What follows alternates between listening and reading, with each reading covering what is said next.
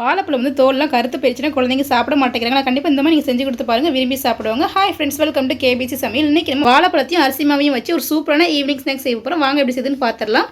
வீடியோக்குள்ளே போகிறதுக்கு முன்னாடி நம்ம சேனல் ஃபஸ்ட் டைம் நீங்கள் பார்க்குறீங்கன்னா சப்ஸ்கிரைப் பண்ணிக்கோங்க. பக்கத்தில் இருக்கிற பெல் ஐக்கானை கிளிக் பண்ணி இதில் ஆல் ஆப்ஷனும் சேவ் பண்ணி வச்சுக்கோங்க. அப்போ தான் நான் போடக்கூடிய ஒவ்வொரு வீடியோஸும் நோட்டிஃபிகேஷனாக வரும். சப்ஸ்கிரைப் பண்ணால் பார்க்குற புது வியூவர்ஸும் மறக்காமல் சப்ஸ்கிரைப் பண்ணி சப்போர்ட் பண்ணுங்கள். வாங்க வீடியோக்குள்ளே போகலாம். நான் இன்றைக்கி 2 நேந்திரம் பழம் எடுத்துக்க நல்லா பழுத்த வாழைப்பழமாக இருந்து எடுத்துருக்கிறேன். எங்கள் வீட்டு பசங்க அந்த மாதிரி தோல்லாம் கருத்துருச்சுன்னா சாப்பிட மாட்டாங்க. நீங்கள் இந்த மாதிரி செஞ்சு கொடுத்து பாருங்கள், விரும்பி சாப்பிடுவாங்க. இப்போ இந்த மாதிரி தோல்லாம் எடுத்துகிட்டு பழத்தை வந்து சின்ன சின்னதாக வந்து கட் பண்ணிக்கலாம்.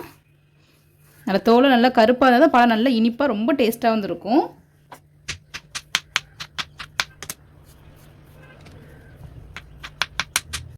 இதே போல் இந்த வாழைப்பழத்தை கட் பண்ணிக்கலாம். நான் அந்த 2 வாழைப்பழம் எடுத்துருக்கிறேன். நீங்கள் எவ்வளோ செய்கிறீங்களோ அதுக்கு தகுந்த மாதிரி வாழைப்பழத்தோட அளவுகளை கூட்டியோ குறைச்சியோ சேர்த்துக்கோங்க.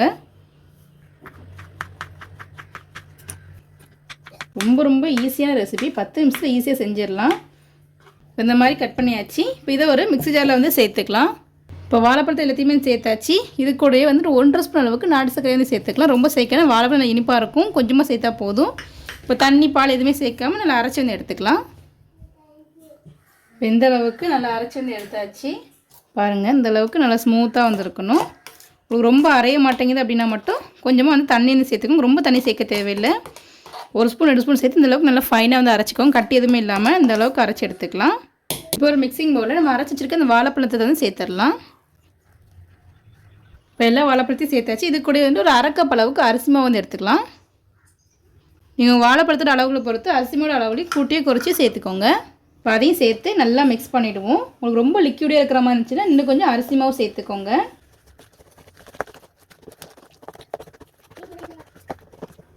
பாருங்கள், இந்தளவுக்கு கொஞ்சம் லிக்யூடியாக இருக்குது. இன்னும் கொஞ்சம் அரிசி மாவு சேர்த்துக்கலாம். இப்போ இன்னொரு 1/4 கப் அளவுக்கு அரிசி மாவு வந்து சேர்த்துப்போம். நீங்கள் பார்த்து சேர்த்துக்கோங்க.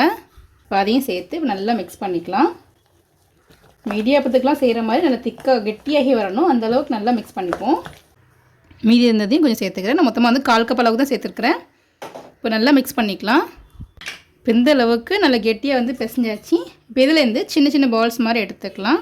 நான் டோட்டலாக வந்துட்டு 1 கப் அளவுக்கு வந்துட்டு அரிசி மாவு வந்து எடுத்துருக்கிறேன். 150 கிராம் அளவுக்கு இருக்கும். இந்த மாதிரி சின்ன சின்னதாக வந்து பிடிச்சிப்போம்.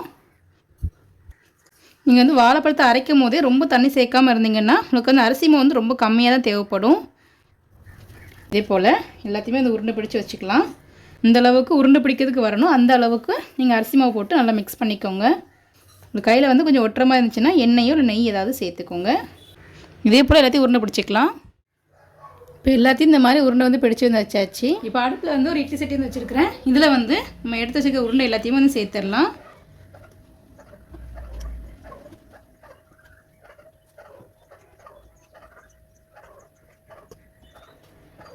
இப்போ எல்லாத்தையும் சேர்த்தாச்சு. இப்போ மூடி போட்டு 10 நிமிஷத்துக்கு நல்லா வேக வச்சு எடுத்துப்போம். இப்போ ஒரு 10 நிமிஷம் ஆகிடுச்சு. நல்லா வெந்திருக்கும்.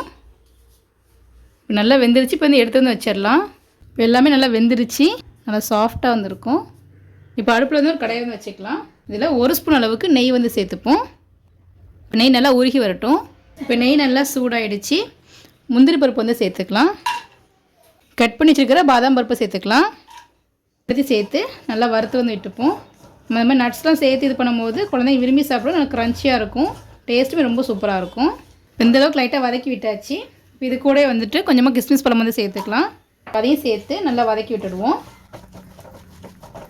குழந்தைங்களுக்குலாம் வந்துட்டு ஸ்நாக்ஸ் பாக்ஸில் வாழைப்பழத்தை கட் பண்ணி போடும்போது கருத்து போயிருக்கு சாப்பிட மாட்டேங்கிறாங்க அப்படின்னா இந்த மாதிரி நீங்கள் செஞ்சு கொடுத்து பாருங்கள், விரும்பி சாப்பிடுவாங்க. நல்லா சாஃப்டாக வந்துருக்கும். 6 நாளுமே நல்லா ஹார்டாகாது, நல்லா சாஃப்டாக இருக்கும். நல்லா வாசமாக நல்லா நட்ஸோடு சேர்த்து நல்லா க்ரன்ச்சியாக ரொம்ப டேஸ்ட்டாக வந்துருக்கும். இப்போ இந்த அளவுக்கு வறுத்து வந்து விட்டாச்சு. இது வந்து 1/2 கப் அளவுக்கு துருவன தேங்காய் வந்து சேர்த்துக்கலாம். ஸ்டவ் லோ ஃப்ளேமில் வச்சு தேங்காயும் சேர்த்து நல்லா வறுத்து வந்து விட்டுப்போம். இந்த அளவுக்கு வறுத்து விட்டதுக்கப்புறம் ஒரு 1/4 ஸ்பூன் அளவுக்கு ஏலக்காய் பொடி சேர்த்துக்கலாம். நல்லா வாசமாக இருக்கும். இப்போ அதையும் சேர்த்து நல்லா வதக்கி விட்டுடுவோம். தேங்காயும் நல்லா செவந்து வந்து வரட்டும். இப்போ இந்த அளவுக்கு நல்லா வந்து வறுத்து வந்து விட்டாச்சு. இது கூட ஒரு 1.5 ஸ்பூன் அளவுக்கு நாட்டு சர்க்கரை சேர்த்துக்கலாம். இப்போ அதையும் சேர்த்து நல்லா மிக்ஸ் பண்ணிவிடுவோம். ஸ்டவ் வந்து ஆஃப் பண்ணிடலாம். இந்த மாதிரி நல்லா மிக்ஸ் பண்ணிவிட்டு இப்போ நம்ம வேக வச்சுருந்த இந்த வாழைப்பழ உருண்டையில் வந்து சேர்த்துப்போம். இப்போ அதையும் சேர்த்து நல்லா மிக்ஸ் பண்ணிடலாம். இதை நீங்கள் குழந்தைங்களுக்கு பிரேக்ஃபாஸ்ட்டாகவும் கொடுக்கலாம், ஸ்நாக்ஸாகவும் கொடுக்கலாம். ரொம்ப டேஸ்ட்டாகவும் இருக்கும், நல்லா சாஃப்டாக இருக்கும், நல்லா வாசமாகவும் இருக்கும். இந்தளவுக்கு நல்லா மிக்ஸ் பண்ணியாச்சு. இப்போ வந்து சுட சுட சர்வ் பண்ணிடலாம். ரெடி ஆகிடுச்சு. ரொம்ப சாஃப்டாக நல்லா வாசமாக இருக்கும். நீங்களும் கண்டிப்பாக வீட்டில் ட்ரை பண்ணி பார்த்துட்டு எப்படின்னு சொல்லி கமெண்ட் பண்ணுங்கள். இந்த வீடியோ உங்களுக்கு பிடிச்சிருக்குன்னு நினைக்கிறேன். பிடிச்சிருந்தா லைக் பண்ணிக்கோங்க. உங்கள் ஃப்ரெண்ட்ஸ் அண்ட் ஃபேமிலிஸ்க்கும் ஷேர் பண்ணுங்கள். இது போல் நிறைய வீடியோஸ் பார்க்கணும் மறக்காம சேனலுக்கு சப்ஸ்கிரைப் பண்ணிக்கோங்க. ஈவினிங் ஸ்நாக்ஸ் ரெசிபிஸ் நிறைய போட்டிருக்கோம். அதோட லிங்க் டிஸ்கிரிப்ஷன் கொடுக்குறேன். மறக்காம செக் பண்ணி பார்த்துக்கோங்க. ரொம்ப ஈஸியாகவும் இருக்கும், ரொம்ப டேஸ்ட்டாகவும் இருக்கும். தேங்க்ஸ் ஃபார் வாட்சிங்.